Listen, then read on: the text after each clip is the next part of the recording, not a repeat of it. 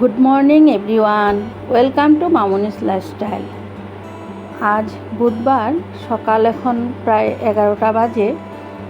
তো স্নান করতে যাব, তার আগে ভাবছি মেয়ের টেবিলটা পরিষ্কার করে রেখে যাই, কারণ ও ধূপকাঠি জ্বালায় এখানে একটা প্লেটের মধ্যে স্ট্যান্ড দিয়ে যখন পড়তে বসে, তো ধূপকাঠির এই গুঁড়োগুলো চারিদিকে ছড়িয়ে ছিটিয়ে যায়, কারণ ফ্যান চালানো থাকে, তো তাই কেমন যেন হয়ে থাকে।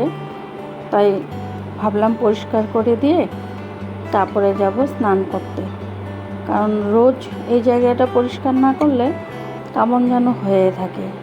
আর এতভাবে পরিষ্কার করি তবুও যেন ঠিক থাকে না।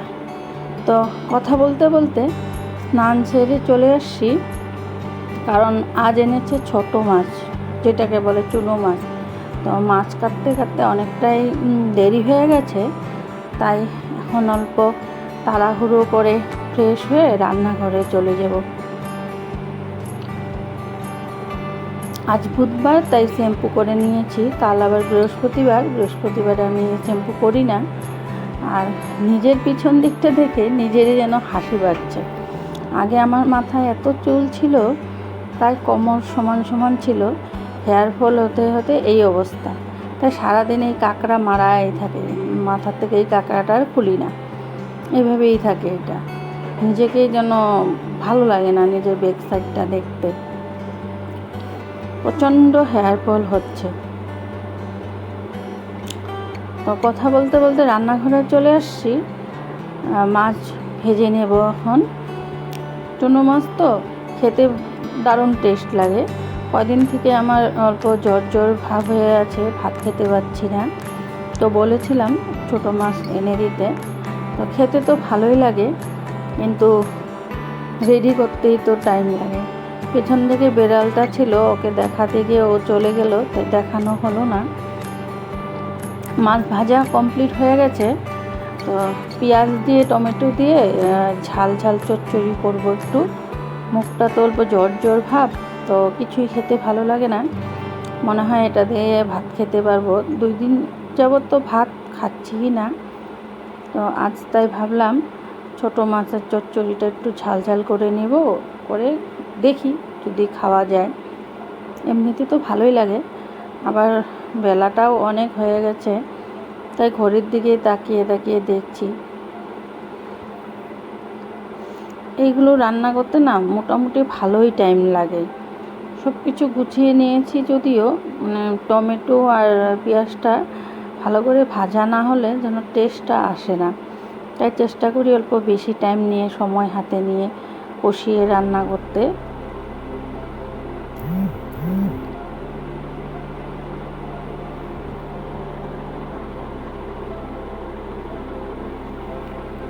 মিক্সিতে মশলা করে নিয়েছি, পেঁয়াজ, আদা আর কাঁচা লঙ্কা এইগুলো দিয়ে, আর জিরার গুঁড়া একটু দিয়েছি।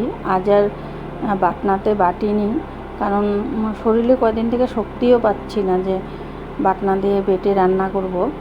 জিরের গুঁড়াটা দিলে কি হয়, একটু কেমন যেন গোটা হয়ে থাকে, তো তাই বাটনাতে বেটে নিলে ভালো হয় খেতে। তো কিছু করার নেই, শরীরে দিচ্ছে না যখন, এভাবেই করে নিচ্ছি। তো এদিকে সকালে ডালটা ফুটিয়ে রেখেছিলাম, ভাবলাম সেই ডালটাই ফোড়ন দিয়ে দিই। সকালে ফোড়ন দিইনি, সকালে ডাল সেদ্ধ এগুলো দিয়ে খাওয়া হয়েছে। সেই ডালটাকে এখন পেঁয়াজ, শুকনো লঙ্কা, গোটা জিরে এগুলো দিয়ে ফোড়ন দিয়ে দেব।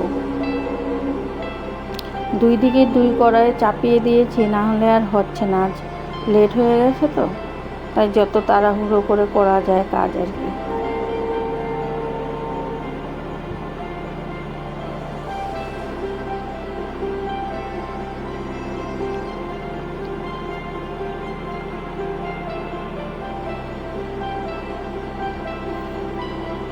ছোটো মাছের চচ্চড়ির মশলা কষাতে ওইদিকে আরেকটা উনুনে আমার মোটামুটি সব কাজই হয়ে যাচ্ছে, কিন্তু এইদিকে আর হচ্ছে না, এত টাইম লাগে এগুলো করতে।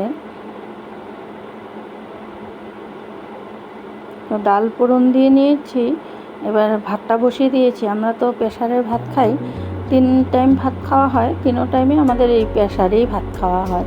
হাঁড়ির ভাতটা যেন কেন খেতে পারি না, আমাদের সবাই তাই। হাঁড়ির ভাতটা খেলে যেন কেমন চিরা চিরা লাগে, মেয়ে তো বলে চিরা, ভাতটা বলে চিরা হয়ে যায়। আর তাই প্রেসারেই রান্না করি। জানি যদিও প্রেসারের ভাতটা খাওয়া ভালো না, তবুও কী করব, হ্যাবিট হয়ে গেছে। তো ভাত মাছ চচ্চড়ি সব হয়ে গেছে, এবার একটা বড়া ভেজে নিব। এটার মধ্যে দিয়েছি চাল কুমড়ো, আলু পুড়িয়ে নিয়েছি গ্রেটার দিয়ে। তো এটাকে বেসন, একটু কর্নফ্লাওয়ার আর কাঁচা লঙ্কা দিয়ে নুন হলুদ দিয়ে একটু ভালো করে যেত হাত দিয়ে সুন্দর করে মেখে নেবেন, বড়াটা ততই খেতে খুব সুন্দর হয়। আমাদের ঘরে বড়াটা বেশি খাওয়া হয়, যে কোনো বড়া। এটা 2টা মিক্স দিয়েছি কারণ কুমড়োটা কম ছিল। তো খালি আলু দিয়েও করা যায়, আলু আর পেঁয়াজ ঝুরি ঝুরি করে কেটে, সেটা খেতে বেশি ভালো লাগে, মুচমুচে বেশি হয়। আর কুমড়োটা দেওয়ার জন্য কি হয়, উপর দিয়ে ক্রিস্পি হলেও ভিতর দিয়ে সফট থাকে, ভিতর দিয়ে তো ক্রিস্পি হয় না ব্যাপারটা। তবুও ভালো লাগে কেন জানি খেতে, আমার সবাই ভালোবাসে তাই করি।